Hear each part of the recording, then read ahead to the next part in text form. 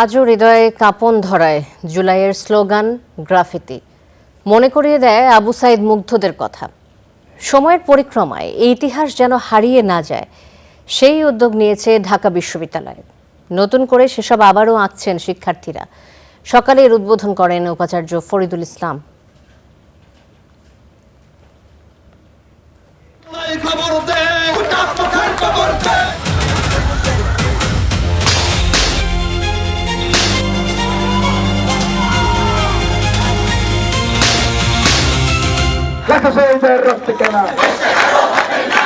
ফ্যাসিস্টের গোলাবারুদে স্তব্ধ হয়নি এই স্লোগান, উল্টো উদ্বেলিত করেছিল শহর থেকে গ্রাম।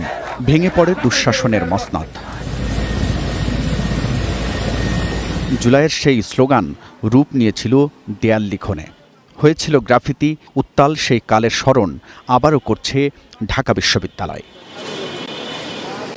কালজয়ী এই গ্রাফিতি যেন মুছে না যায়, তারই উদ্যোগ ক্যাম্পাসে। শনিবার এর উদ্বোধন করেন বিশ্ববিদ্যালয়ের উপাচার্য। আমরা সেগুলোকে মনে রাখার জন্য, আমরা সেগুলোকে মানুষের অন্তরে ঢোকানোর জন্য, রাস্তা দিয়ে যখন চলে যাবে মনে রাখবে যে শেখ হাসিনা কে ছিল, শেখ হাসিনার কার্যক্রম কেমন ছিল, শেখ হাসিনা কোন ধরনের ফ্যাসিস্ট ছিল, আওয়ামী লীগ কেমন ছিল, তারা দেশ থেকে পলায়ন করেছে, কি তাদের চিহ্নগুলো, তাদের অত্যাচারগুলো যেন মনে রাখতে পারে, অন্তরে দাগ কাটে। এই জন্য এই গ্রাফিতিগুলো দিয়ে তাদের অত্যাচারকে আমরা বোঝাতে চেষ্টা করছি। সোমবার পর্যন্ত চলবে এই কার্যক্রম।